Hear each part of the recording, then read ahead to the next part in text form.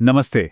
कभी सोचा है कि नंबर्स सिर्फ लिखे नहीं रहते, वो कूदते हैं, उछलते हैं और अपने पीछे कुछ सीक्रेट रास्ते छोड़ जाते हैं। आज हम कुछ जानवरों के साथ मिलकर इन्हीं रास्तों के पैटर्न को समझने की कोशिश करेंगे।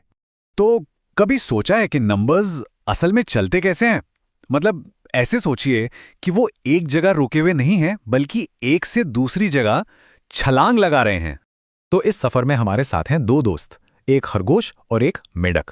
और मजे की बात यह है कि दोनों की छलांगें बिल्कुल अलग हैं, ठीक वैसे ही जैसे नंबर्स की अलग अलग सीरीज होती है। हर कोई अपनी धुन में, अपने पैटर्न में आगे बढ़ता है। जैसे हमारा मेंढक वो 3-3 के स्टेप्स में कूदता है और खरगोश वो 4-4 की छलांग लगाता है। और जब ये दोनों आगे बढ़ते हैं ना, तो बड़े मजेदार पैटर्न बनाते हैं। आज हमारा काम बस इन्हीं पैटर्न्स को पकड़ना है। तो फिर शुरू करें? चलिए इनके सीक्रेट्स को सुलझाते हैं और इसकी शुरुआत होगी एक मजेदार पहेली से। ओके, तो हमारी पहली पजल है ये मैजिक मल्टीप्लायर बॉक्स। अब इसमें ना एक सीक्रेट रूल छिपा है और हमें वही पता लगाना है। तो सोचिए, एक ऐसा जादुई बक्सा है।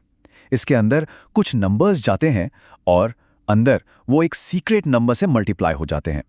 और जो नंबर्स बाहर निकल कर आते हैं वो हैं 28, 36, 48 और 72।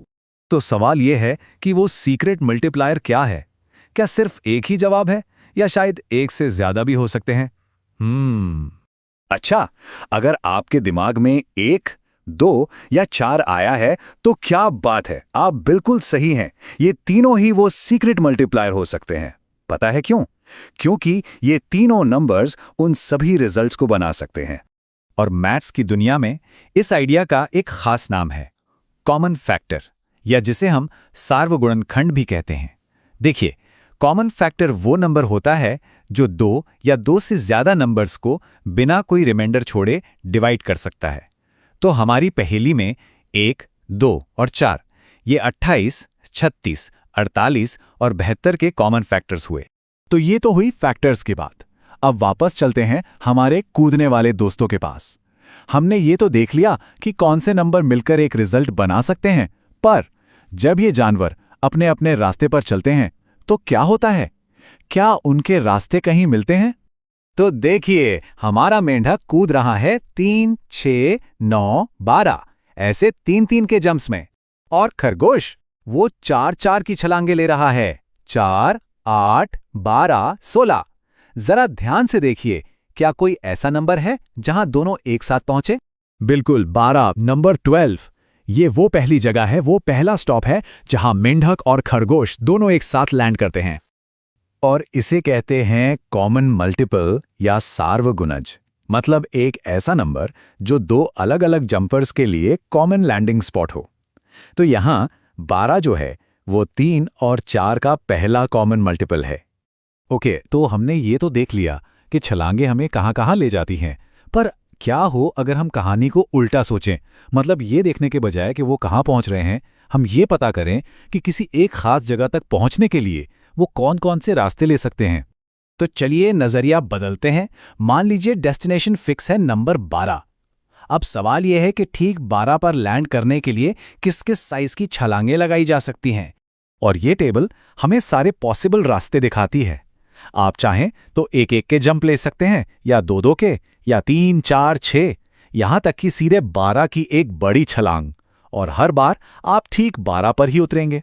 ये जो नंबर्स हैं ना, 1, 2, 3, 4, 6 और 12, इन्हें ही हम 12 के फैक्टर्स यानी गुणनखंड कहते हैं। लेकिन हर नंबर तक पहुंचने के लिए इतने सारे रास्ते नहीं होते। कुछ नंबर्स तो बड़े अकेले होते हैं, वो बहुत खास होते हैं। जरा इस फर्क को देखिए। एक तरफ है 12 जिसके 6 फैक्टर्स हैं, मतलब 6 अलग अलग रास्ते। और दूसरी तरफ है 13, इसके कितने रास्ते हैं? सिर्फ 2, या तो 1 की छलांग या फिर सीधे 13 की।